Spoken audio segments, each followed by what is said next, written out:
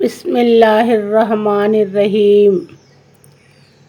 रब्बिश्रह ली सद्री वयस्सिर ली अम्री वहलल उक़दतम मिन लिसानी यफ़क़हू क़ौली। रब्बी ज़िदनी इल्मा। अस्सलामु अलैकुम व रहमतुल्लाहि व बरकातुहू। अर्रहीक़ुल मख़्तूम। మహాప్రవక్త సల్లల్లాహు అలైహి వసల్లం గారి జీవిత చరిత్ర. తృతీయ దశ. మక్కాకు వెలుపల ఇస్లాం సందేశ ప్రచారం.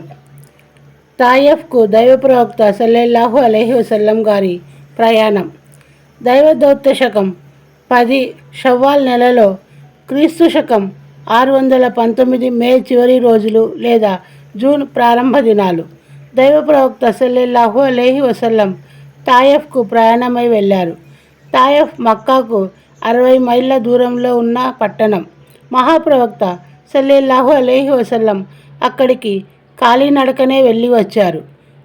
సల్లల్లాహు అలైహి వసల్లం వెంట ఆయనచే స్వాతంత్రం పొందిన బానిస హజ్రత్ జైద్ బిన్ హారిసా రజియల్లాహు అన్హు కూడా ఉన్నారు.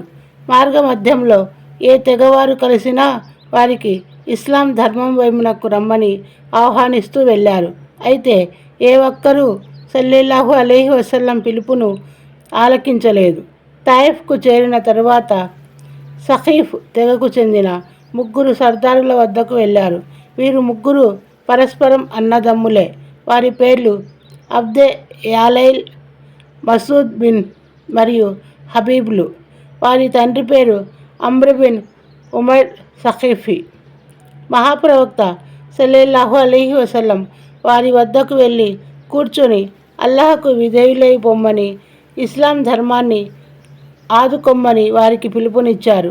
వారిలో ఒకడు, అల్లాహ్ నిన్ను దైవ ప్రవక్తగా చేస్తే కాబా గృహం పరదాను చించెయ్యనా అన్నాడు. మరొకడు అందుకని, అల్లాహకు నీవు తప్ప మరెవడూ దొరకలేదా అని అన్నాడు. మూడోవాడు, నీతో నేను అసలే మాట్లాడను. నీవే నిజంగా అల్లాహ్ ప్రవక్తవైతే నీ మాటను రద్దు చేయడం నాకు బహు ప్రమాదకరమైన విషయం అవుతుంది. నీవే అల్లాహ్పై అపవాదు వేస్తున్నట్లయితే నీతో మాట్లాడే అవసరం ఏమిటి అని పలికాడు. ఈ సమాధానాలు విన్న మహాప్రవక్త సల్లల్లాహు అలైహి వసల్లం అక్కడి నుండి లేచి వెళ్ళిపోతూ, మీరు అవలంబించిన ఈ తీరును బయటకు పొక్కనివ్వకండి అని చెప్పి వెళ్ళిపోయారు.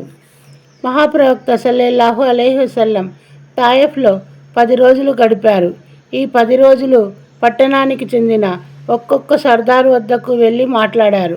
అందరి నోట వెలువడ్డ సమాధానం ఒక్కటే, నీవు ఈ నగరం నుండి వెళ్ళిపో అన్నదే ఆ సమాధానం. అదే కాదు, ఆయనపై రౌడీ మూకల్ని కూడా ఉసిగొలిపారు. ఆయన నగరం నుండి బయలుదేరిన తోడనే ఈ ముష్కరులు సల్లల్లాహు అలైహి వసల్లంను దుర్భాషలాడుతూ, చప్పట్లు చరుస్తూ, గోల చేస్తూ ఆయన వెంటపడ్డారు. క్షణాల్లో ఓ పెద్ద గుంపు తయారైంది. ఆ గుంపు ఆయన వెళ్ళే మార్గానికి ఇరువైపులా వరుస కట్టి నిలబడింది. తిట్లు, దుర్భాషలకు తోడు ఆయనపై రాళ్ళు కూడా విసరనారంభించింది. రాళ్ళు విసరడం వల్ల అయిన గాయాల కారణంగానే కారే రక్తం ఆయన పాదరక్షల్లోనికి చేరి గడ్డకట్టనారంభించింది. ఇటు ఆయన వెంట ఉన్న జైద్ బిన్ హారిసా ఢాలుగా నిలబడి ఆ రాళ్ళు తగలకుండా ఆపే ప్రయత్నం చేస్తున్నారు. ఈ రాళ్ల దెబ్బలకు ఆయన తలపై గాయాలు అయ్యాయి. రౌడీ మూక ఇలా ప్రవక్త సల్లల్లాహు అలైహి వసల్లంను హింసిస్తూనే ఉన్నారు. చివరికి ఆయన రబియా కుమారులైన ఉత్బా మరియు షైబా తోటలోనికి వెళ్ళి తలదాచుకోవలసి వచ్చింది. ఇది తాయిఫ్కు 3 మైళ్ళ దూరాన ఉన్న తోట. మహాప్రవక్త సల్లల్లాహు అలైహి వసల్లం అక్కడ తలదాచుకోవడం గమనించిన రౌడీ మూక వెనక్కు తిరిగి వెళ్ళిపోయింది. సల్లల్లాహు అలైహి వసల్లం ఓ గోడకు ఆనుకొని ఓ ద్రాక్ష తీగ నీడలో కూర్చొని సేద తీర్చుకుంటున్నారు. కొంత స్థిమితపడ్డాక దైవాన్ని ప్రార్థించారు. ఆ దువాయే ముస్తజ్ ఇఫీన్ పేరున ప్రాచుర్యం పొందింది.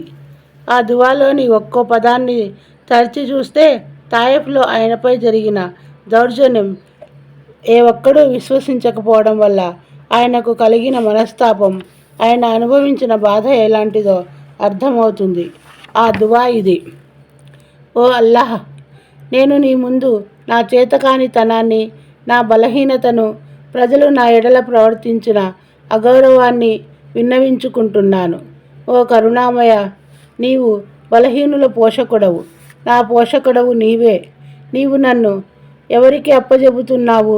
నా ఎడల దురుసుగా ప్రవర్తించేవారికా? నా వ్యవహారాన్ని తన చేతిలో తీసుకొని నాపై అధికారాన్ని చెలాయించే నా శత్రువుకా? ఒకవేళ నాపై నీకు కోపం లేకపోతే అంతే చాలు, కానీ నీ శాంతం మాత్రం నా కోసం ఎంతో విశాలమైనది. నీవు నాపై నీ శిక్షను, నీ క్రోధాన్ని అవతరింపజేయడానికి ముందే ఇహపర లోకాల సాఫల్యం లభించే చీకట్లను వెలుగుగా విరజిమ్మే నీ ముఖజ్యోతిని శరణు వేడుకుంటున్నాను.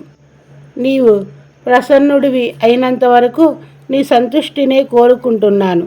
నీవు తప్ప మరే శక్తి కానీ బలం కానీ ఎవరికీ లేదు. ఇటు రబియా కుమారులకు దైవ ప్రవక్త సల్లల్లాహు అలైహి వసల్లంను ఆ పరిస్థితిలో చూడగానే జాలి కలిగింది. తమ క్రైస్తవ బానిస అద్దాస్ను పిలిచి ఓ ద్రాక్ష గుత్తిని తీసుకొని వెళ్ళి ఆ వ్యక్తికి ఇచ్చిరమ్మని పంపించారు.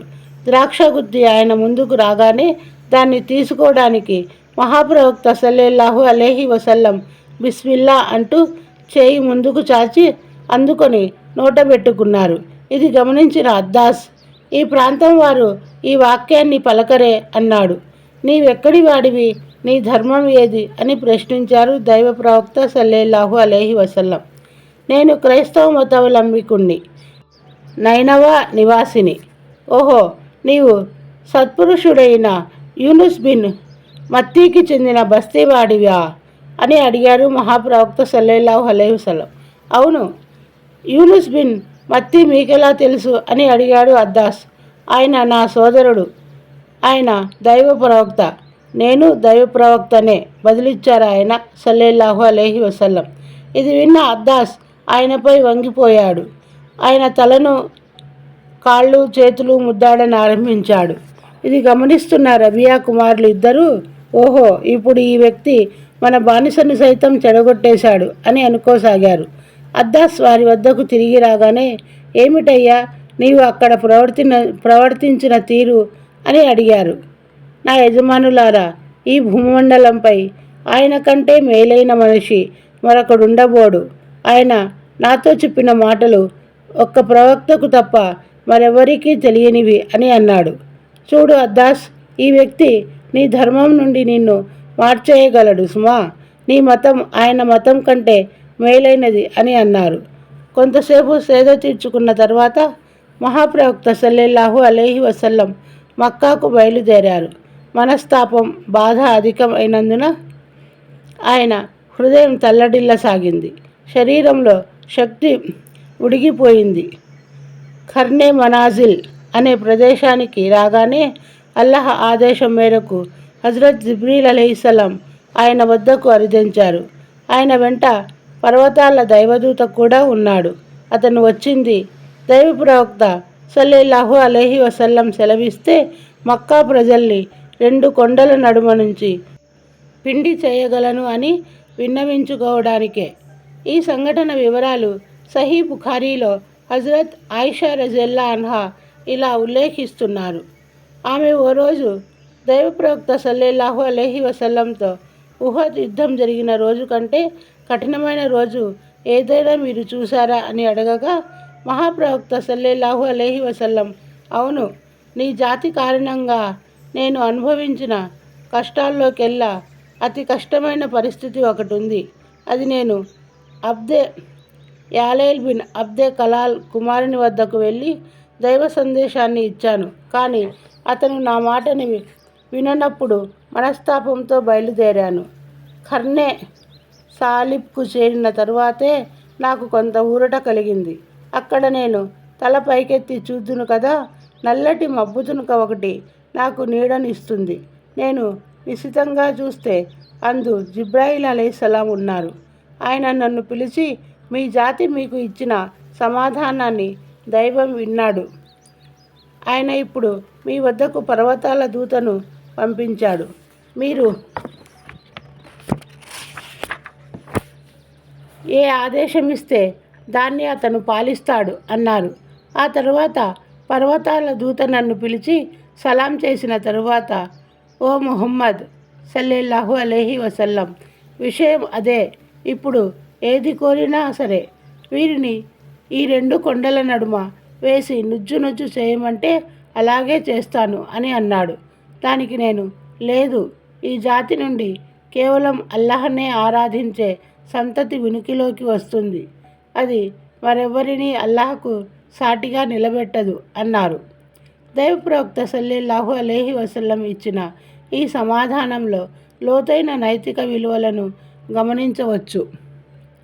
మొత్తానికి ఇప్పుడు ఆయనకు సప్తాకాశాల పైనుండి వచ్చే దైవిక సహాయం కారణంగా స్థిమితం చేకూరినట్లయింది. పరితప్త హృదయానికి సాంత్వన చేకూరినట్లయింది. ఆపై సల్లెల్లాహు అలైహి వసల్లం మక్కా వైపునకు ముందుకు నడవనారంభించారు. వాదియే నఖ్లా అనే కొండలోయలోనికి వచ్చి ఆగారు. ఇక్కడ 2 ప్రదేశాలు ఉండటానికి వీలుగా ఉన్నాయి. ఒకటి అస్సైలుల్ కబీర్, రెండవది జైమా. ఎందుకంటే ఇక్కడ త్రాగడానికి నీరు, పచ్చదనం కనిపిస్తాయి. అయితే ఈ 2 ప్రదేశాల్లో సల్లెల్లాహు అలైహి వసల్లం ఎక్కడ ఆగారన్నది ఆధారాల ద్వారా తెలియడం లేదు. నఖ్లా లోయలో కొన్ని రోజులు బస చేసినప్పుడు అల్లాహ్ ఆయన వద్దకు జిన్నుల ఓ వర్గాన్ని పంపించడం జరిగింది. ఈ ప్రస్తావన దివ్య ఖురాన్లో 2 చోట్ల వచ్చింది. ఒకటి జిన్ సూరాలో, మరొకటి అహ్కాఫ్ సూరాలో. వాటి గురించి మనము రేపు తెలుసుకుందాము. అస్సలాము అలైకుం వరహమతుల్లాహి వబర్కాతుహు.